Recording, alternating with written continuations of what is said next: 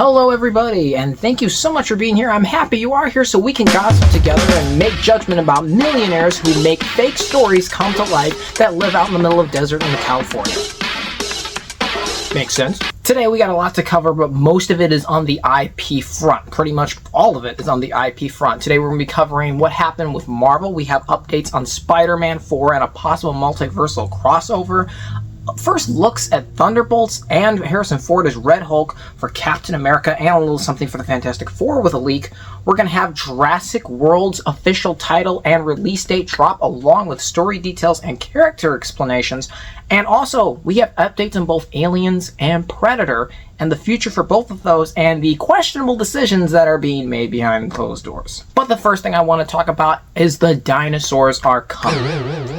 Not in a sexual way, though I can't guarantee that because I don't have plot details, but nevertheless, they're going to be here next year. And our date for the next Jurassic World movie will be July 2nd, 2025, which means we're getting this movie with nothing coming in the way to ruin it in less than a year. The title was dropped. It is Jurassic World Rebirth, which I'm not going to lie, kind of isn't really that impressive of a title. New plot and character details have explained that basically this movie takes place a few years after Jurassic World Dominion, in which the environment is not working for dinosaurs. So dinosaurs are essentially kept in these sanctuaries, locked away, but Scarlett Johansson and Mahershala Ali are two special ops who are working for a conglomerate company who have a representative played by Rupert Friend, who are going in because there's something that's valuable to humans in dinosaur DNA that they must acquire from 3 dinosaurs. And if I'm being honest, I feel like this is just a giant misstep for the Jurassic series. They had an opportunity. They have it where dinosaurs are roaming the earth after Jurassic World Dominion.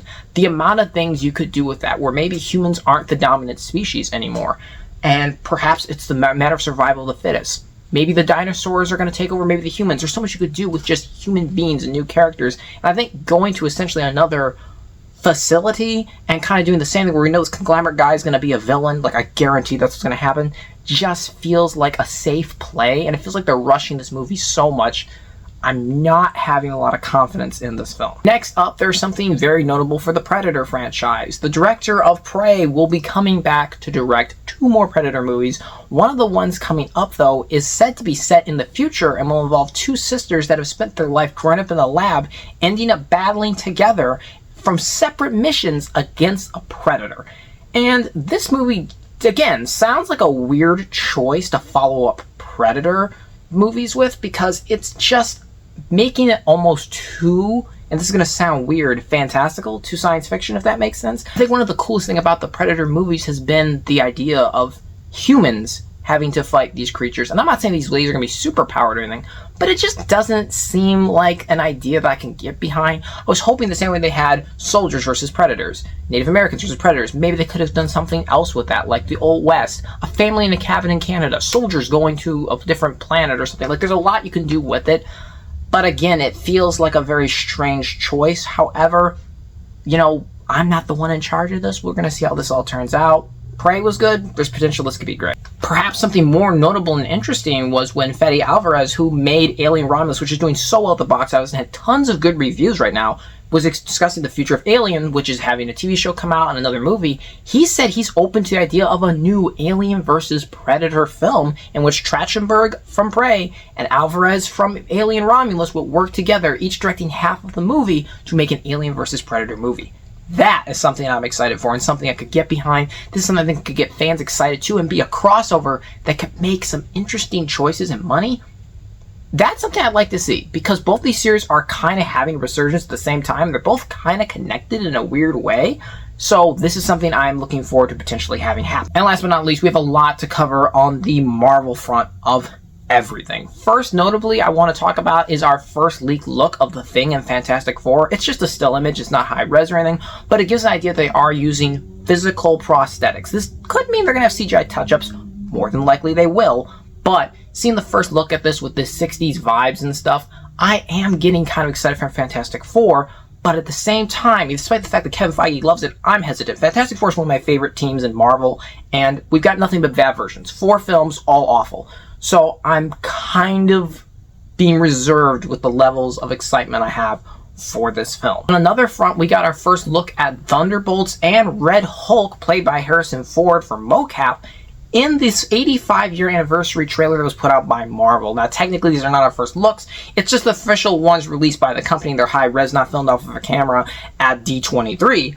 But, nevertheless, I see these images, and genuinely, Thunderbolts I'm excited for. You have Yelena and Bucky as our leads, two of my favorite characters I've wanted for so long. We have the Red Guardian, who's hilarious in the Black Widow movie. I'm excited to have him back. We're going to have John Walker, who's someone that genuinely I like. I like him as a character as this dark Captain America. He's playing U.S. agent who I liked from the comics. I'm hyped for Thunderbolts. I know that's a weird movie to be excited for, but out of all the Marvel projects coming up, that is the one I'm most excited for. It looks pretty good. Red Hulk, overall, I'd say looks pretty decent for what they have and what they're working with. I wouldn't say it's great, but I'd say it's pretty good. I'm kind of intrigued by this premise, but we're going to see how all this plays out because it's a lot of stuff that's going on. And the Captain America 4 is looking like it could shape up to be something way different than we were expecting, and maybe not as grounded as Marvel's saying it really is. Perhaps the biggest news of all is our update in Spider-Man 4. Spider-Man 4 is set for a 2026 release date. If everything goes according to plan, it'll take place between the next two Avengers movies, Doomsday and Secret Wars. Notably, will also be a multiversal movie. It will not be a street-level movie, despite what was kind of set up and teased by Jon Watts in No Way Home. However, it's looking more like this could be a multiversal crossover with the Sunnyverse. There's a lot of rumors from not necessarily reliable sources, but people who often can get some things right, but this is not officially confirmed, so take it with a massive grain of salt, that they are hoping to bring in Venom to fight Tom Holland's Spider-Man, and possibly other Marvel characters that are villains from the Sunnyverse, which I think is an odd choice.